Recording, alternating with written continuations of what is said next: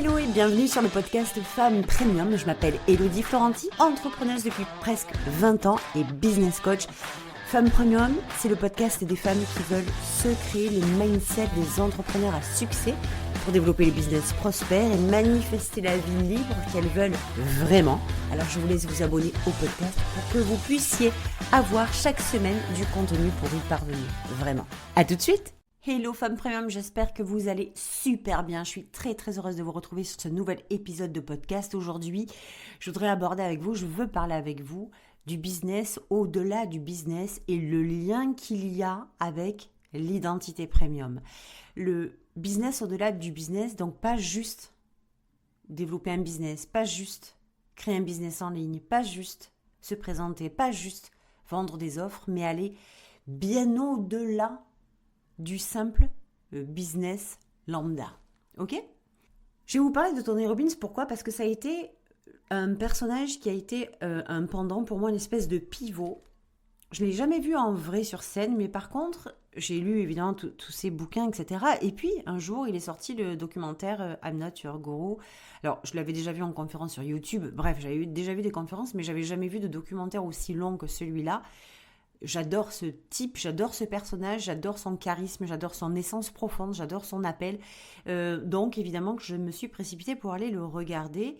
Et au-delà de ce que je m'imaginais de voir comme documentaire, j'ai pris une leçon de masse et je voudrais vraiment vous la partager aujourd'hui. Et vous allez voir le lien qu'il y a avec l'identité premium parce que ça fait tout. Quand vous voyez des univers comme celui de Tony Robbins, type qui fédère 10-15 000 personnes dans ces événements, entre les gens qu'il y a sur les écrans et puis les gens qui sont spectateurs dans la salle, on se dit pas « Oh, le gars, il a battu une entreprise de coaching en ligne. » On se dit « Le type, il a créé un putain d'empire tellement plus immense qu'une simple entreprise de coaching. » Il a construit un mouvement planétaire. Il a construit un univers mondial gigantesque, colossal qu'il a créé. Donc oui, la base, c'est un business de coaching, mais c'est tellement plus grand que ça, c'est tellement plus immense que ça. Moi, quand je regardais ce type-là, je regardais l'ensemble en fait. Je regardais l'ensemble parce que je regardais pas un business de coaching. Ce que j'avais devant moi, c'était l'énergie, c'était la vibe. C'est par ça que j'étais emportée. Par l'impact, par le grandiose. C'était tellement un tout puissant, son charisme, son talent, sa façon de se présenter, sa manière de parler, tout était pris dans un contexte. Et moi, c'est ce que j'appelle donc un univers. Je le regardais pas en mode spectatrice, et ça, il faut vraiment que vous l'ayez dans la tête pour que vous puissiez vous-même porter un regard différent sur les personnes que vous suivez, sur les personnes que vous admirez, sur les personnes que vous suivez sur les réseaux sociaux. Moi, je ne le regardais pas en mode spectatrice, je le regardais comme si c'était moi sur scène.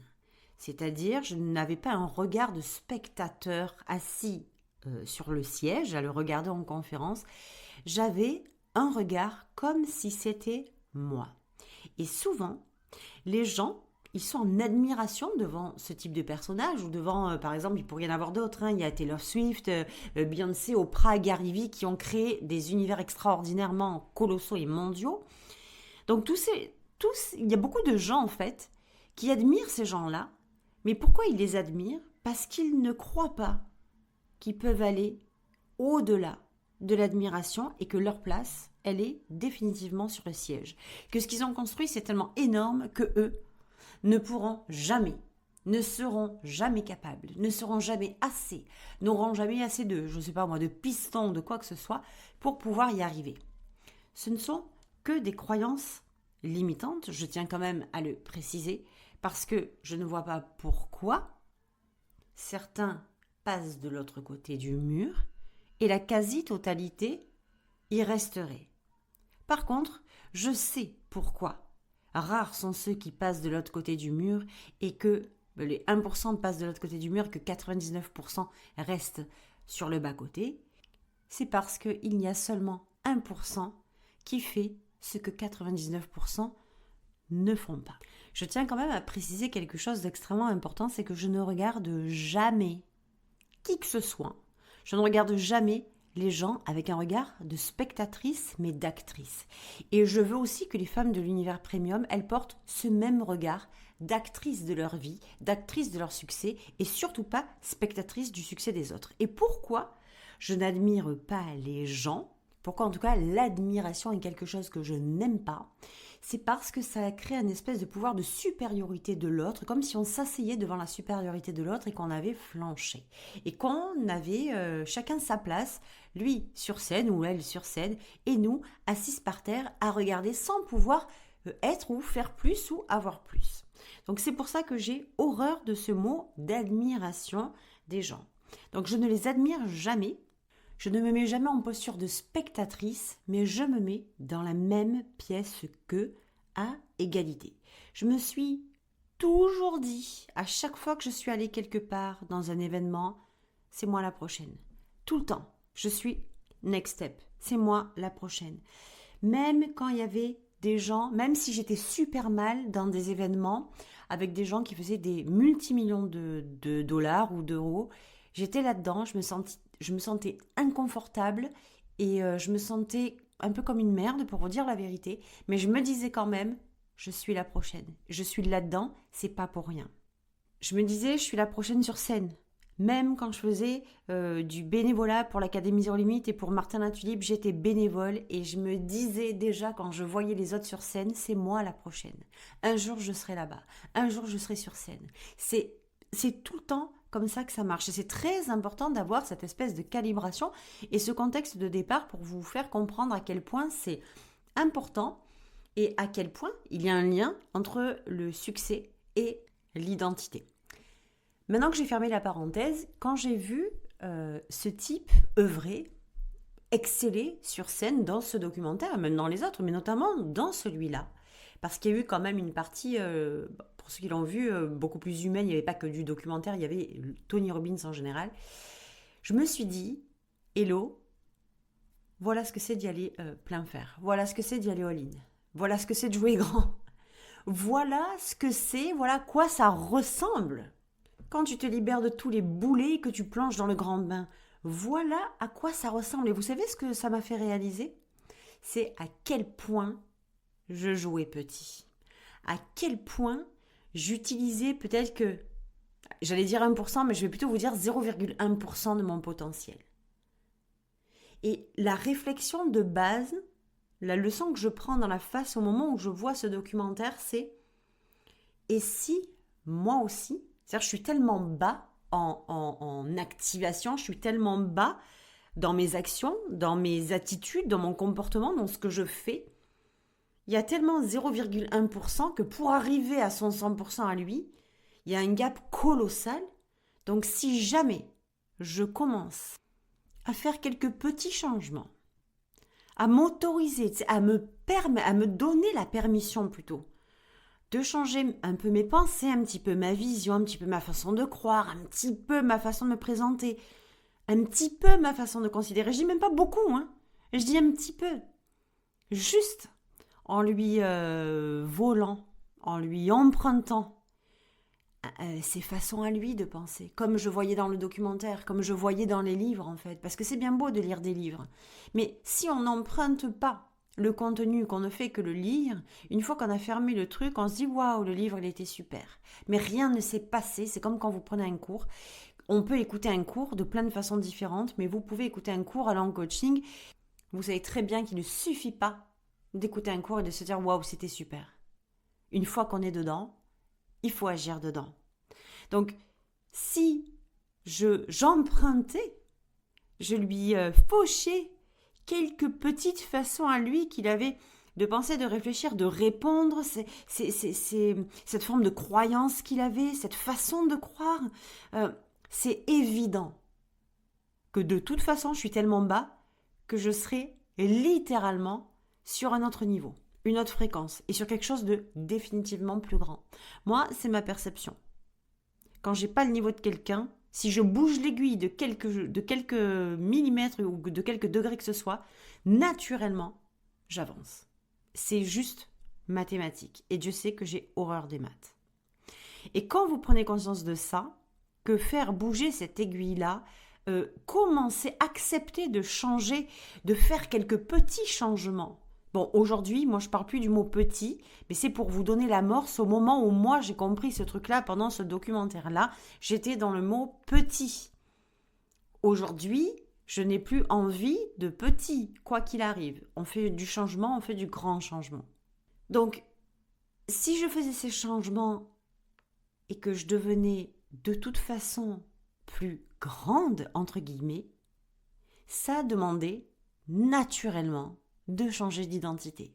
Je ne pouvais pas rester dans l'identité que j'avais sur le moment et créer des changements de croyances, des changements de pensée, des changements de vision. C'était pas logique.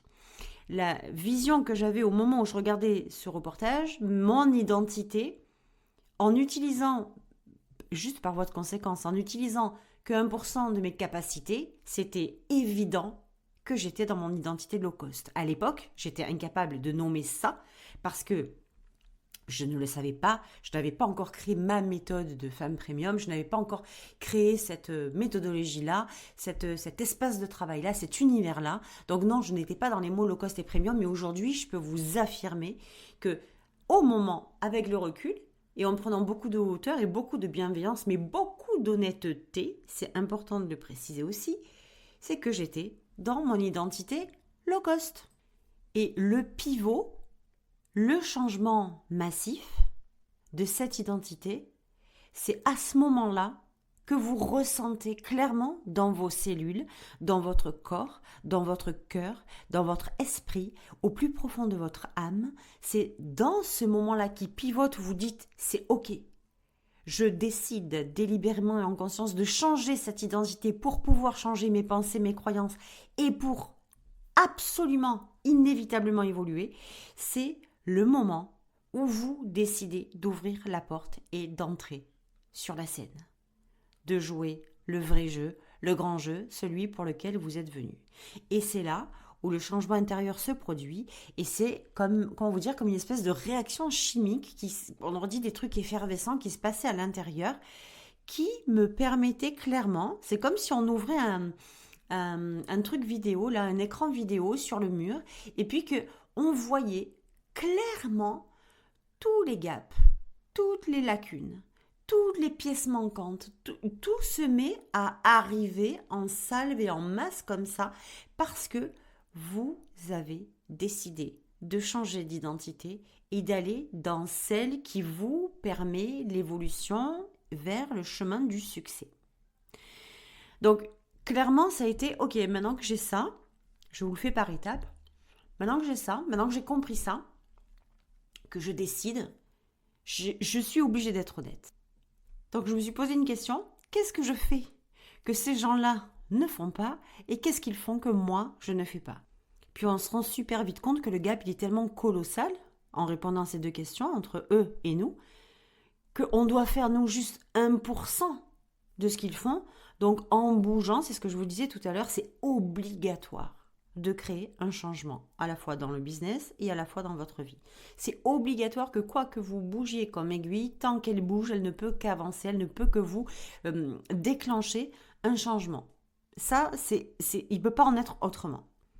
Tout à l'heure, je vous disais que je n'admire jamais ce que font les gens, ni ce qu'ils ont, ni ce qu'ils sont. J'ai une fréquence super neutre avec ça. Admirer, je vous le disais, c'est comme reconnaître une forme de supériorité chez l'autre, comme si on était fan ou groupie. Puis j'aime pas du tout cette ambiance-là, parce que je trouve que nous sommes tous pareils, on est toutes dans le même bateau pour construire un business à succès, pour évoluer, pour créer sa vie de rêve, pour créer le succès, la notoriété, pour créer sa liberté. On est toutes dans ce même bateau. Donc il n'est pas question d'avoir une espèce de sensation d'un côté comme de l'autre de supériorité, infériorité. Par contre, si je ne suis pas en admiration, je peux vous dire un truc, c'est que je suis en activation permanente. J'écoute, j'observe, je comprends, j'analyse. Parce que dans ma posture, je vous le répète, souvenez-vous, je suis toujours la prochaine. Je suis la prochaine qui va réussir à. Je suis la prochaine qui va réussir à faire tant. Je suis la prochaine qui va créer ça. Je me mets dans la posture de celle qui est la prochaine. Et quand vous vous mettez dans cette posture-là, vous vous mettez en mode quoi? ouverture et réception. Puis quand vous vous mettez aussi dans ce mood de « je suis la prochaine », et que vous le revendiquez clairement, pourquoi ? Parce que vous savez exactement que c'est la raison pour laquelle vous êtes venu, pour être celle qui réussit, pour être celle qui crée quelque chose d'extraordinaire, qui crée du grandiose, qui crée l'impact, qui crée son succès, qui crée sa notoriété, qui crée de l'argent. Vous savez exactement que c'est pour ça que vous êtes venu. Et quand vous vous mettez dans cette posture de « je suis la prochaine », ça va strictement tout changer. Quand je dis tout, c'est la façon de vous voir, la façon de vous comprendre, la façon de vous autoriser, la façon de vous permettre, la façon de vous considérer, la façon de vous présenter, la façon de créer, votre façon de vendre, votre façon de vous présenter, de parler, de vous exprimer, d'incarner, d'assumer les choses. Et c'est exactement ça qui va changer vos résultats. Beaucoup, énormément. Elles font un tel focus sur les résultats qu'elles font l'impasse sur qui elles doivent être pour obtenir les résultats. Mais les résultats, l'argent, le succès, la notoriété, c'est quoi ? C'est juste la conséquence de qui nous sommes, pas de ce que nous faisons. Je le répète encore. Donc bienvenue dans le protocole 1 pour celles qui veulent être la personne qui bâtit son empire. Vous avez le lien juste en dessous de l'épisode. Et le plus beau cadeau qu'on puisse se faire, selon moi, c'est même pas le succès. Le plus beau cadeau qu'on puisse se faire au-delà du succès, c'est d'être celle qui peut construire, bâtir un succès, 2 succès, 14 succès, encore et encore, sans arrêt, encore plus grand, encore plus au prochain niveau. C'est quoi en fait ? Il y a cette espèce de notion de possession de votre identité, de savoir que vous possédez votre identité premium et que vous savez, ancré au fond de vos cellules, que vous êtes celle qui peut créer l'extraordinaire à chaque fois que vous avez décidé de créer l'extraordinaire. Je dis tout le temps, l'action fait la transformation, l'activation crée la transformation. Et c'est de changer votre identité, de basculer, de retourner à votre identité premium, non censurée, illimitée, votre version à 1 million qui va vous le permettre. Vos actions, elles viennent de votre identité. Votre connexion avec votre public, elle vient de votre identité. Vos offres, votre façon de vous présenter, tout vient de votre identité. Parce que c'est depuis votre identité, à travers le prisme de votre identité, que vous vous voyez, que vous vivez votre vie, que vous créez, que vous vous présentez, que vous vendez. Je vais vous donner un exemple. Je suis arrivée dans le business en ligne en me considérant, il y a une dualité, c'est très important, cette espèce d'ambivalence et de dualité permanente. Je suis arrivée en ligne comme une coach lambda qui se présente, qui crée une communauté, puis qui vend ses trucs. Là-dedans, je ne sais pas si vous l'entendez, surtout si vous la sentez, mais il y a une fréquence low cost. Je viens, je crée mon business en ligne. Oui, je vais un petit peu le développer. Je vais vendre mes offres. Je connecte avec les gens. Je crée du contenu. Tu sais, je fais un petit peu en mode hyper conventionnel où il y a une espèce de trame de départ, une trame de travail qu'on suit parce qu'on n'a pas d'autres références et puis parce qu'on ne s'imagine pas qu'on peut faire autrement et beaucoup plus grand. Juste pour rappel, est-ce que vous pensez que Tony Robbins est venu en se disant « Oh, je suis un coach lambda, je vais me présenter aux gens, je vais un petit peu les aider, je vais créer une petite communauté, je vais balancer 2-3 offres, puis on verra bien. » Juste ça. Donc, quand je vous parle de fréquence low cost, j'espère que vous la ressentez clairement, parce que moi, c'est comme ça que je suis arrivée. Mais, en arrière-scène, au fond de moi, dans mes tripes, à l'intérieur, je savais que j'étais là pour beaucoup plus grand que ça. Pour quelque chose de bien plus grand qu'un simple business, pour bien plus grand que de simples offres, pour bien plus grand qu'une coach lambda, comme je me présentais, comme je pensais que ça devait être. Et ça, cette fréquence-là, le beaucoup plus grand, le beaucoup plus vaste, le bien au-delà du simple business, c'est une fréquence premium. Plus grand que juste gagner de l'argent en ligne, plus grand que juste créer une communauté, plus grand que juste vendre mes trucs. Il y a plus grand. Cette fréquence premium, où on va plus loin, où on va plus profondément, où on va plus haut, où on pousse vraiment l'énergie pour que on sorte de ce contexte hyper concentré, bas, étriqué, renfermé, limité du low cost, ok? Puis je me souviens, à la Z en 2016, tiens, je vous parlais de l'Académie Zéro Limite tout à l'heure. Martin Latuli, puis quand j'étais étudiante à l'Académie Zéro Limite, parce que je faisais les deux, j'étais bénévole étudiante, community manager, je fais beaucoup de choses pour cette académie et pour Martin, et ça a été des moments extraordinaires, des années formidables. Alors Martin, je ne sais plus quand, mais il avait posé une question qui m'a interpellée pendant des années. Et ça me turlupinait ce truc parce que j'étais en dilemme avec moi-même en permanence. Il avait balancé ça un jour dans un Zoom, enfin dans un Q&A, je ne sais plus trop quoi, mais bref. Il avait demandé « Quel héritage voulez-vous laisser au monde et à votre famille, à vos enfants ? Et quel impact voulez-vous avoir ?» Puis moi, très clairement, ça m'a électrifiée à l'intérieur parce que je savais qu'un business lambda, en étant une coach lambda qui vend juste des petits trucs, ça ne matchait pas du tout avec qui je voulais être vraiment. Et j'étais incapable de parler d'héritage que je voulais laisser ou d'impact que je voulais avoir en me sentant dans cette posture de la coach lambda avec un business lambda, avec des offres lambda. C'était pas du tout cohérent, c'était pas du tout qui je voulais être, c'était pas du tout ce que je voulais faire. Moi, je voulais que ça aille bien au-delà que juste apprendre à gagner de l'argent. Il y avait un truc qui allait pas, quoi. Et l'autre chose, c'est que les gens que je voyais expanser, les gens que je voyais à l'époque, donc en 2017, prendre leur élan, prendre un essor, commencer à avoir un succès extraordinaire, c'était comme si c'était pas cohérent avec moi parce que dans mon identité, l'identité que je portais, l'identité dans laquelle j'étais, c'est pas juste « Oh, j'ai peur de ça » ou « Oh, j'ai un syndrome d'imposteur ». Non. C'est l'identité profonde que je soulevais, qui était donc mon identité low cost. Elle ne me permettait pas de me voir dans un contexte de succès, d'expansion, de développement massif, d'impact massif. C'était pas possible, c'était pas cohérent.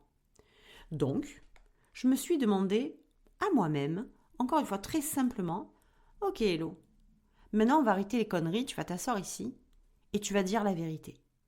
Qui tu veux être vraiment ?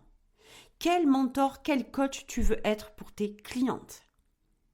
Quelle femme tu veux être pour celles qui veulent bâtir une entreprise comme celle que tu veux bâtir toi ? Celles qui sont entrées dans l'ère de la révolution de leur industrie, dans l'ère du chaos de leur industrie, dans l'ère du bouleversement des codes, dans cette espèce d'ère de pionnière, de leader de l'industrie. De leader d'opinion, de leader d'influence de l'industrie. Tu veux être qui pour ces femmes-là ?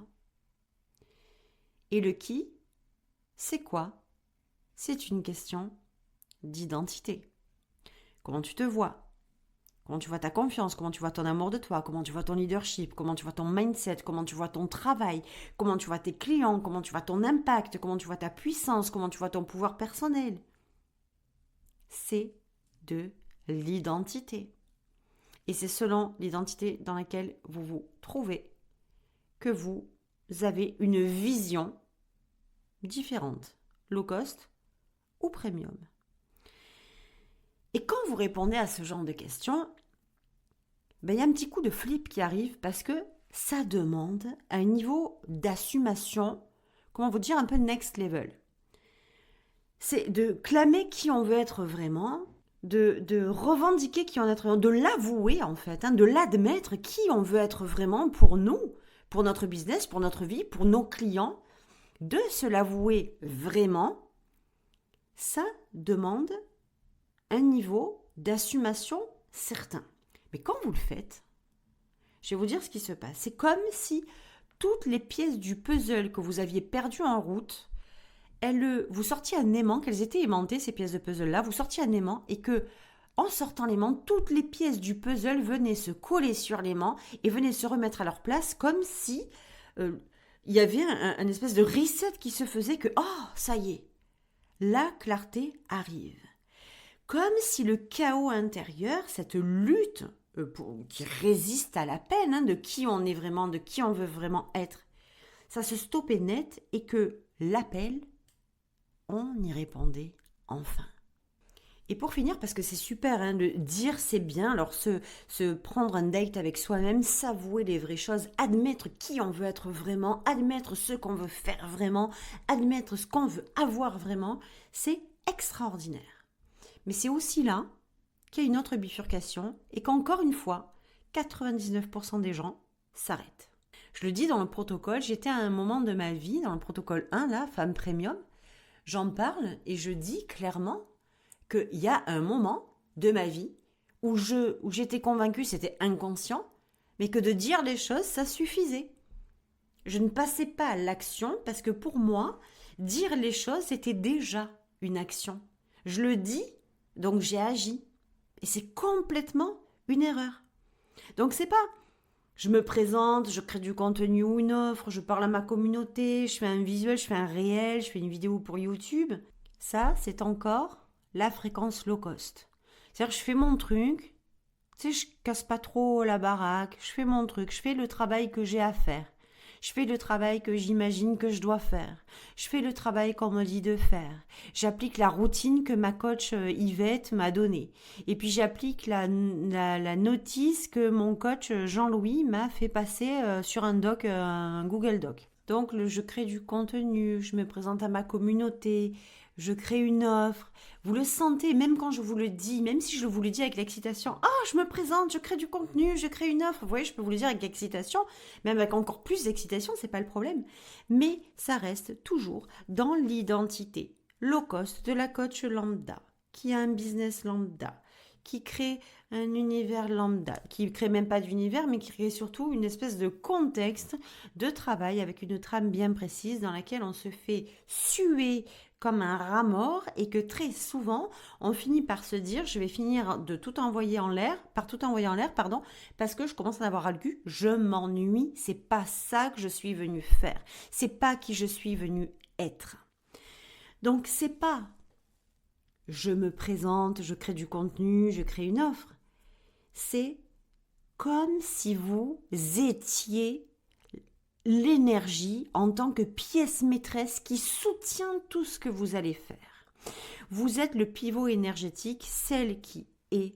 Vous êtes la femme, la personne, c'est l'être qui va soutenir ce que vous allez faire, qui soutient en arrière, tu sais, elle est là comme la fondation, comme le pilier, comme la base, et que vous faites vivre le tout. C'est ce qui crée votre énergie, de votre identité premium, crée la vie de votre univers tout entier. La vibe, le contexte, la marque, vos coachings, vos offres, vos stratégies, votre contenu, votre communication, votre façon de vous présenter, de parler, de vivre, d'expérimenter, de vous exprimer, de répondre. Tout est alimenté par votre énergie qui vient de votre identité premium.